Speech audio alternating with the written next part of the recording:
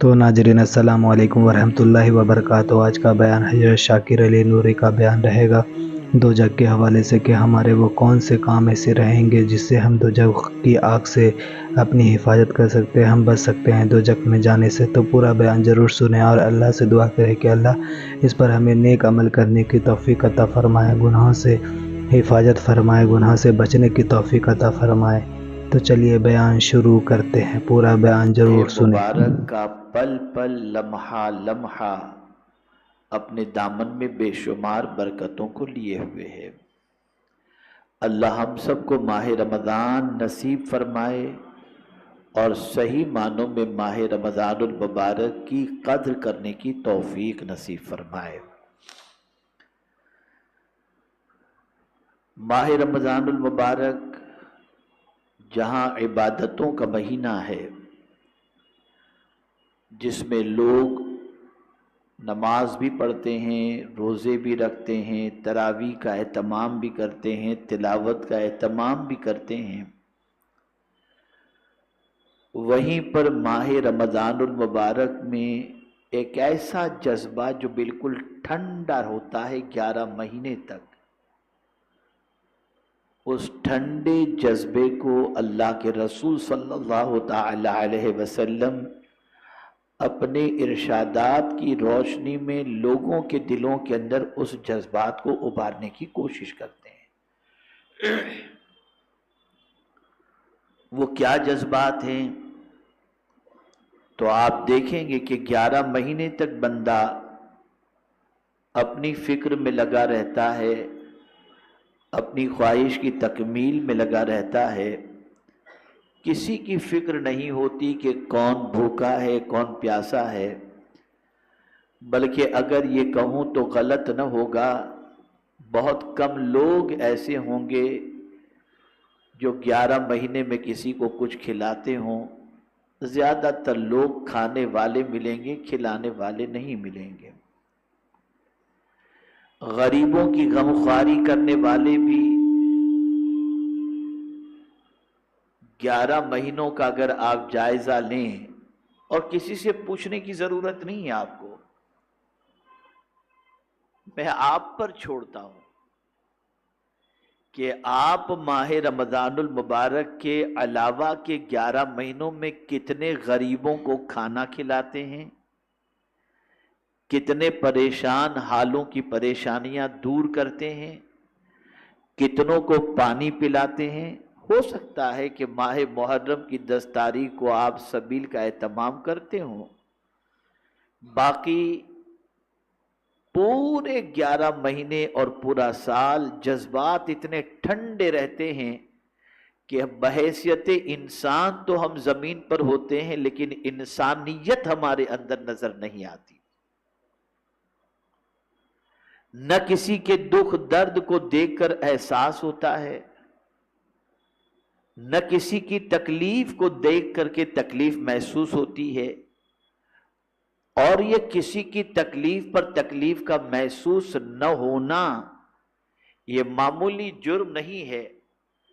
بلکہ سنیے،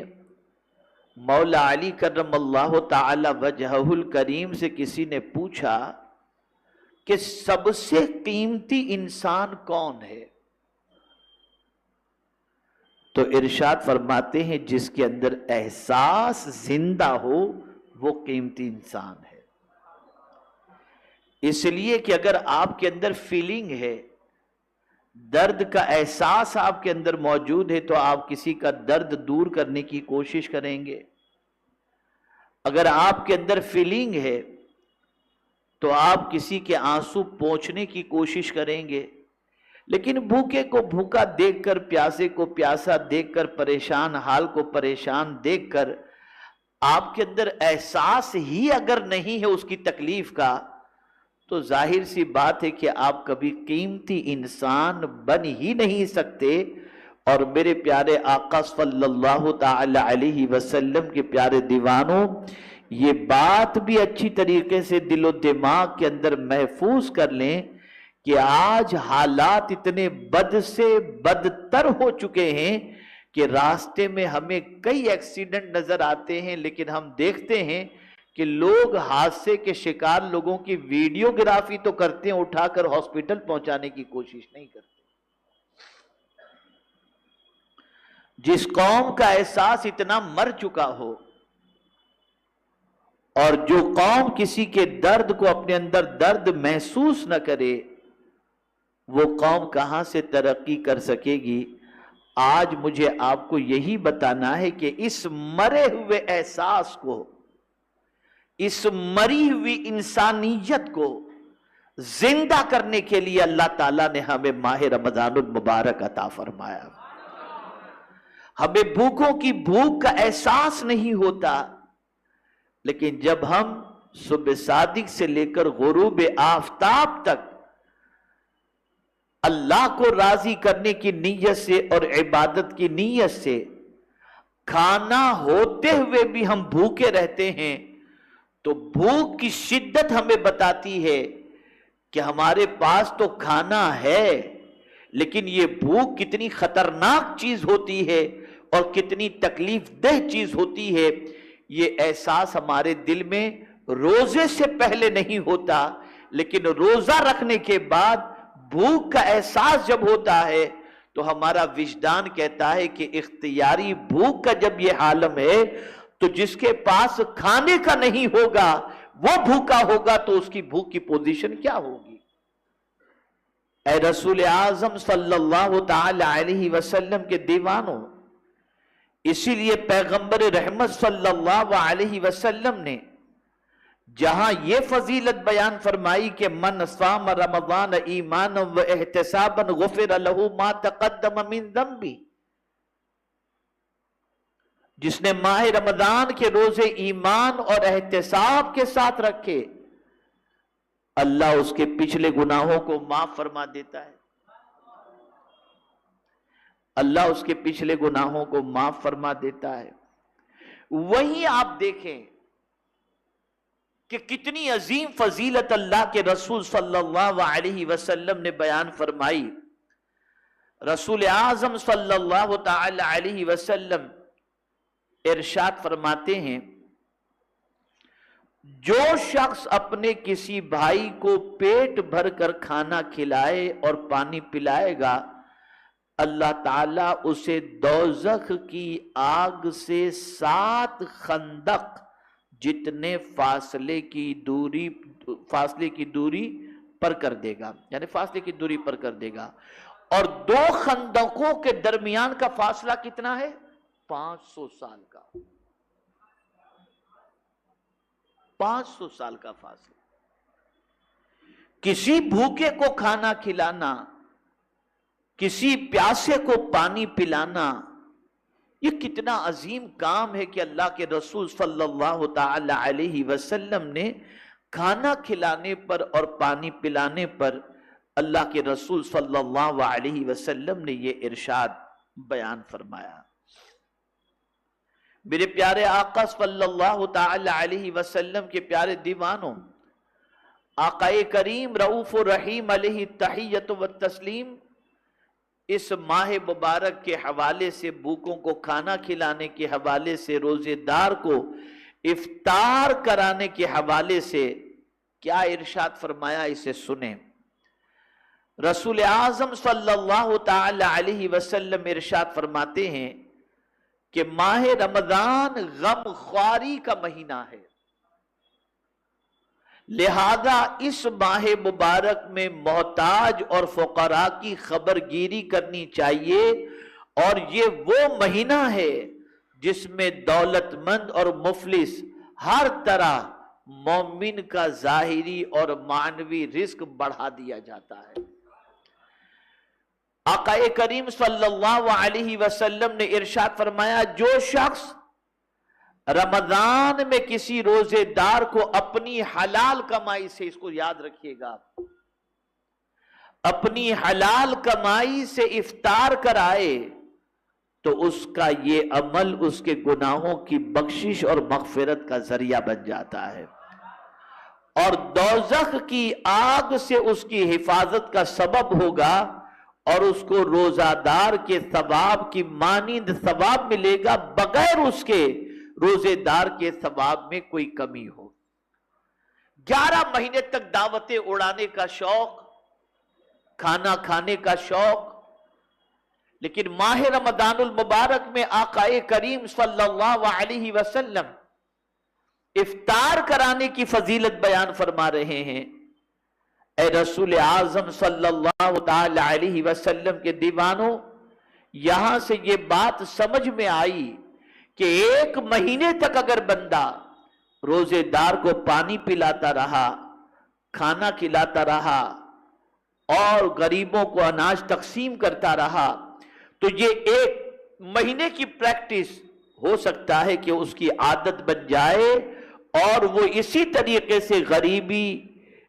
غربت کی زندگی میں غربت کے اندر پیسے جانے والے لوگوں کی مدد کر کے اللہ رب العزت جل جلالہ اور اس کے حبیب صلی اللہ تعالی علیہ وسلم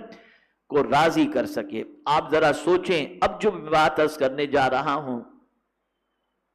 اسے خاص طور پر ہر بندہ ذہن میں رکھے۔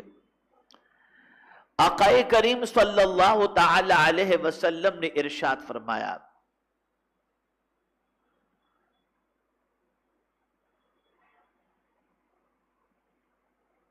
جو حدیث میں نے عرض کی کہ پیاسے کو کسی کو پانی پلانا، روزہ کھلوانا اور پیٹ بھر کے کھانا کھلانا،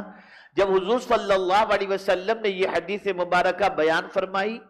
تو صحابہ کرام علیہم الرضوان نے عرض کیا، یا رسول اللہ صلی اللہ تعالی علیہ وسلم، ہم میں سب تو ایسے نہیں ہیں جو روزہ دار کی افطاری کے بقدر انتظام کرنے کی قدرت رکھتے ہوں۔ یعنی سب کی پوزیشن تو ایسی نہیں ہے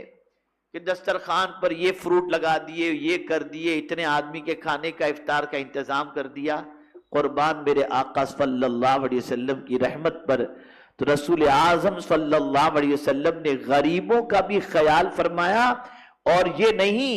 کہ صرف مالدار ہی افطار کرانے کی فکر کرے، غریب بھی افطار کرا سکتا ہے اور ثواب پا سکتا ہے۔ تو حضور صلی اللہ علیہ وسلم نے فرمایا یہ ثواب اللہ تعالیٰ اس شخص کو بھی عنایت فرماتا ہے جو شخص کسی روزے دار کو 1 گھونٹ لسی یا کھجور یا 1 گھونٹ پانی ہی کے ذریعے افطار کرا دے۔ یہاں سے یہ بات سمجھ میں آئی کہ وہ لوگ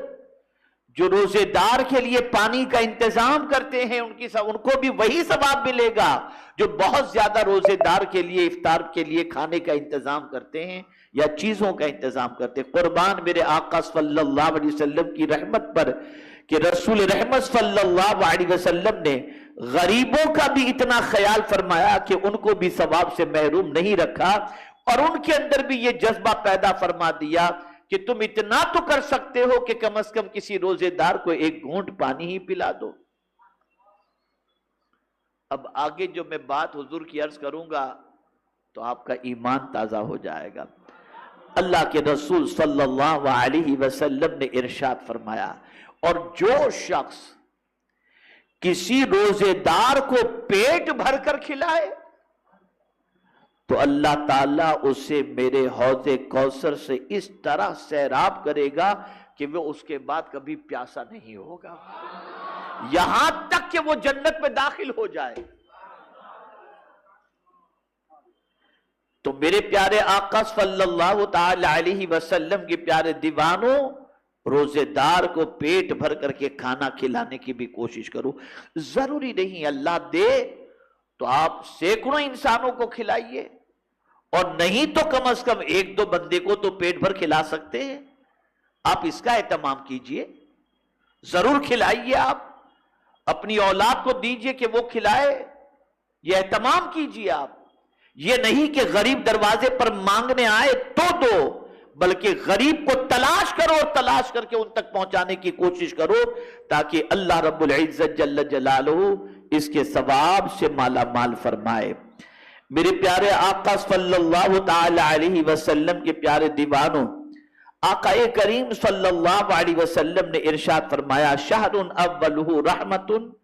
व औसतुहु मग़फ़िरतुन व आखिरुहु इत्क़ुम मिनन नार, और माह रमजान वो महीना है जिसका इब्तिदाई हिस्सा रहमत है,